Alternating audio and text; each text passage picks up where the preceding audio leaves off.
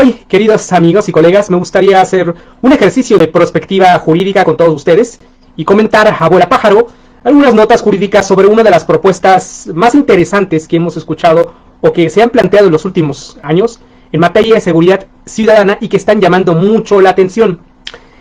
Hace 2 días, en el contexto de las precampañas en el ya proceso electoral federal 2023-2024, el ex canciller Marcelo Ebrard Casaubon argumentó que uno de los principales problemas de México, del Estado mexicano, es evidentemente el tema de la inseguridad y que nos impide alcanzar, desde luego, todo nuestro potencial como nación y disfrutar así de un país en paz, con tranquilidad y con la seguridad necesaria para crecer y desarrollarnos. Desde nuestro punto de vista, tal argumentación es fundada en cuanto a su diagnóstico. A continuación, el ex canciller presentó un plan diseñado en función de las mejores prácticas internacionales para tener lo que él consideró, abro comillas, el México más seguro de la historia. Se presentó así el denominado Plan Ángel, del acrónimo Avanzadas Normas de Geolocalización. Este plan consiste en la aplicación de tecnologías de reconocimiento facial, geolocalización y análisis masivo de recolección de datos y videograbaciones en tiempo real para ser aplicados en los espacios públicos, posteriormente coordinadas y vigiladas en centros de datos que funcionarían u operarían con inteligencia artificial. Todo bajo un enfoque evidentemente de prevención del delito. Las particularidades de este plan, del Plan Ángel, son las siguientes, o son básicamente la aplicación de las siguientes tecnologías. 1. El reconocimiento facial en toda la República Mexicana. 2. El uso de verificados del uso de armas de fuego. 3. Los detectores de armas, evidentemente, aunque no se precisó muy bien, pero podría hacerse mención a las tecnologías que utilizan los escáneres de microondas.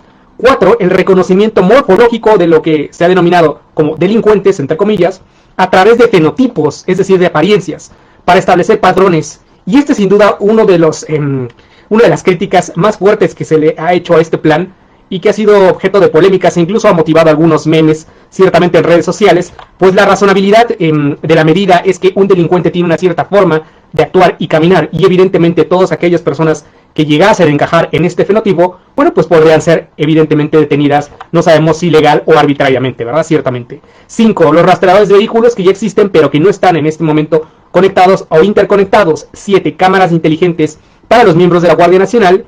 Y 8. Finalmente, el ecosistema inteligente, apoyado en algoritmos de inteligencia artificial para tener conectadas todas las bases de datos y operar en tiempo real, de manera tal que la capacidad de reacción del Estado mexicano opere de manera inmediata. Esto último, es decir, el ecosistema inteligente, es una especie de ubicuidad tecnológica en manos del Estado mexicano y que a falta de nombre lo llamaré por sus siglas SCTM, Sistema de Control Total Mexicano. Esto resulta ciertamente muy distópico y nos conecta evidentemente con los 4 distópicos, ¿no? George Orwell, Aldous Huxley, Sinatin y desde luego también Ray Bradbury, el de Fahrenheit 451, ¿no? Ciertamente. Asimismo, y como todos ustedes saben, pues prácticamente esto permitiría un control, un ejercicio de ubicuidad, ¿no? Y no olvidemos que la ubicuidad, como ustedes saben, consiste en la capacidad de Dios de estar presente en todas partes al mismo tiempo. La pregunta que salta a la vista para todos ustedes, ¿es posible este nivel de control? Sí, sí lo es. ¿Existe en alguna parte del mundo? Sí, sí existe, pero no en este continente. Tan solo para que lo tengamos en el radar, en la República Popular China hay más de 700 millones de cámaras de vigilancia interconectadas en las principales ciudades con tecnología de reconocimiento facial para una población aproximada de 1.400 millones de personas. Esto es, una cámara de vigilancia por cada 2 personas, a través de lo que se conoce como el proyecto Skynet, que opera como un programa de seguridad nacional, ejecución del Partido Comunista Chino. Pues bien, la propuesta del precandidato Marcelo Ebrard sostiene que el uso de estas tecnologías podría ser la notoria diferencia entre impedir y sancionar la comisión de delitos y desde luego ahorrar tiempo y recursos en la investigación de los mismos, que en muchas ocasiones puede tardar meses o años. Evidentemente aquí hay un reconocimiento, una especie de mea culpa de que las instituciones que salvaguardan, ¿no?, y que llevan a cabo las investigaciones de los delitos, pues bueno, no están operando efectivamente. Y ante la falencia, ante la falta de resultados claros que hemos venido arrastrando por toda esta serie de políticas públicas en los últimos 30 años y que se ha fallado ciertamente en proteger el derecho a la seguridad ciudadana de millones de mexicanos, pues es hora de probar algo totalmente novedoso a través de tecnologías de geolocalización. Ahora bien, nuevas preguntas saltan a la vista. ¿Es posible tener una capacidad de vigilancia a este nivel con el uso de herramientas tecnológicas? Desde mi punto de vista, evidentemente sí es posible. ¿Sería deseable? Bueno, pues como comentamos, el clamor y el hartazgo ciudadano por el contexto de inseguridad ya es tal que seguramente muchas personas estarían de acuerdo con su aplicación y muchas personas seguramente empujarían hacia esa dirección. Y lo que atañe a los juristas, tales medidas, es decir, contempladas en este plan Ángel, serían constitucional y convencionalmente permisibles, en el entendido que estamos hablando en este momento de únicamente sugerencias, ideas que podrían plasmarse en una plataforma de acción, de gobierno, evidentemente, y en este momento estamos peloteando, vamos a decirlo así, estamos desambiguando sobre ideas, no estamos discutiendo sobre legislación específica, políticas públicas, acuerdos, decretos, atribuciones que correspondan a ejercer al presidente de la República, etcétera. Hasta este momento estamos básicamente analizando una serie de planteamientos, una serie de propuestas que evidentemente se verían reflejados en actos jurídicos a cargo de los órganos del Estado mexicano que tengan la competencia para pronunciarse, específicamente el Poder Ejecutivo y el Poder Legislativo, y evidentemente en su momento que habrán de ser analizadas y contrastadas a la luz del parámetro de regularidad constitucional por parte del Poder Judicial. Ahora bien, de forma preliminar, no es posible, y de esto desde mi punto de vista, no es posible, me parece, descartar ninguna de estas propuestas sin hacer un análisis ponderado del contexto. Ciertamente la realidad en México, nuestro país, sufre por la comisión de todo tipo de conductas ilícitas y en los últimos años se han implementado todo tipo de medidas con pocos resultados satisfactorios. Y esto se debe a que los esfuerzos no han sido integrales, sino fragmentados. Máxime que recordemos que en términos constitucionales la materia de seguridad pública es una materia concurrente. Ahora, varias de estas propuestas están enfocadas evidentemente o tienen un enfoque evidentemente de carácter preventivo, y si ustedes tienen a bien consultar la Constitución, es evidente que hay un enfoque preventivo en la comisión de las conductas ilícitas. Está previsto así en el artículo 21 de la Constitución. La prevención de los delitos es sin duda una finalidad constitucionalmente legítima, por lo que algunas de estas medidas, teóricamente, al menos teóricamente, pasaría la primera grada del famoso test de proporcionalidad, a reserva de ser analizadas con mayor detalle respecto de la idoneidad, necesidad y estricta proporcionalidad de las medidas. Cito el artículo 21 de la Constitución, párrafo 9. La seguridad pública comprende la prevención, investigación y persecución de los delitos, así como la sanción de las infracciones administrativas en los términos de la ley, en las respectivas competencias que esta Constitución señala. Esta reserva debe entenderse sujeta a legislación especializada, ¿no? La Ley General del Sistema Nacional de Seguridad Pública, la Ley Federal de Armas de Fuego, entre otras muchas remisiones que seguramente que habría que analizar y guardar esa concordancia o armonía legislativa para darle sentido a esta serie de propuestas que se han planteado en este plan Ángel. Pero ahora, queridas amigas y amigos juristas, ustedes se preguntarán, ¿qué debemos entender? Evidentemente, pues ya sabemos que el plan Ángel, avanzadas normas de geolocalización, pero les recuerdo, ¿qué debemos entender por geolocalización?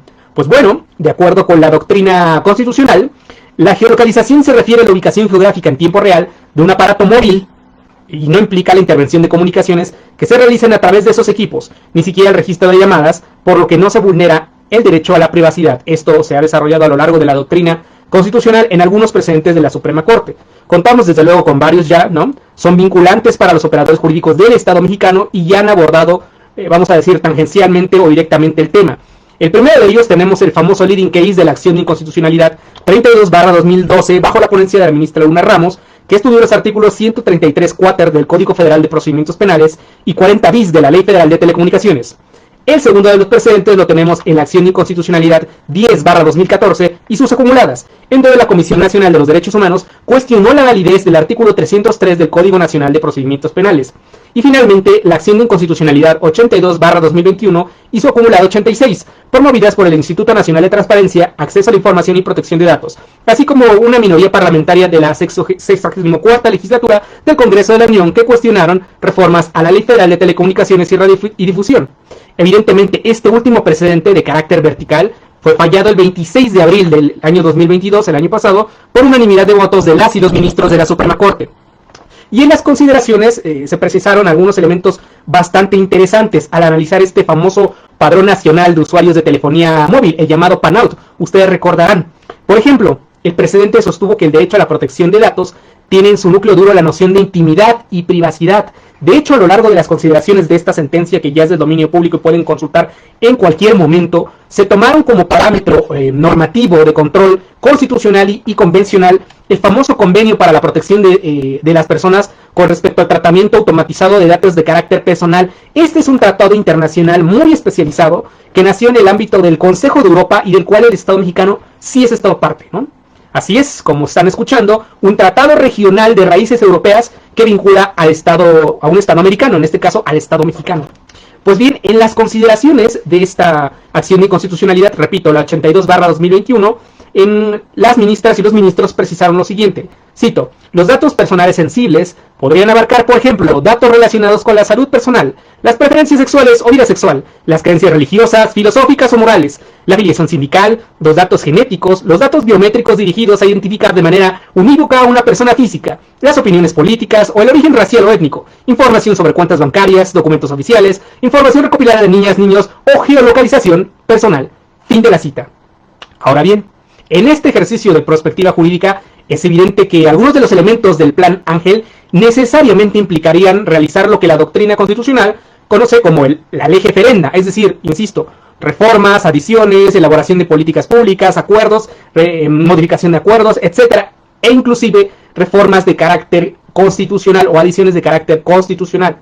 Existen desde luego también en el ámbito del derecho comparado y del derecho internacional de los derechos humanos algunos precedentes internacionales en el marco del Sistema Europeo de Derechos Humanos. Hay dos casos que particularmente me llaman mucho la atención, un caso contra Portugal relativo a la geolocalización de vehículos y otro muy interesante sobre el derecho a la manifestación y la protesta y el reconocimiento facial contra el Estado ruso, contra la Federación Rusa. En uno se determinó violación al artículo 8 del Convenio Europeo y en otro no se determinó violación al derecho a la privacidad en el contexto del Sistema Europeo de Derechos Humanos.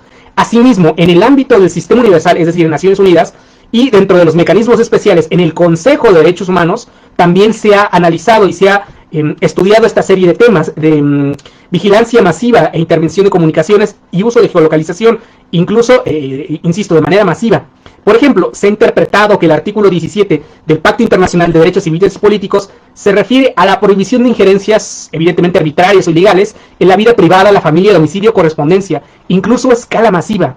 Existen dentro de los mecanismos temáticos, los relatores especiales, incluso referencias. Tenemos el relator de Naciones Unidas sobre la promoción y protección de los derechos humanos en el combate al terrorismo, que ha señalado a lo largo de sus informes que somete a conocimiento de la Asamblea General de las Naciones Unidas y del propio Consejo de Derechos Humanos, que los estados pueden hacer uso de medidas de vigilancia siempre que se trate de casos específicos de interferencia sobre la base de un aviso o una orden emitida por un juez para mostrar una causa o motivos razonables probables, es decir, en términos objetivos y evidentemente si esto puede operar con autorización judicial. No nos hemos enfrentado hasta este momento ante un sistema de control total, insisto, SCTM, un sistema de control total mexicano, que pueda dar cuenta de una, evidentemente, identificación facial de carácter masivo, escala macro, incluso con el uso de ciertas tecnologías, como se propone en este plan, inclusive con el uso de drones, ciertamente. Ahora bien, una de las principales inquietudes, y con esto quiero ser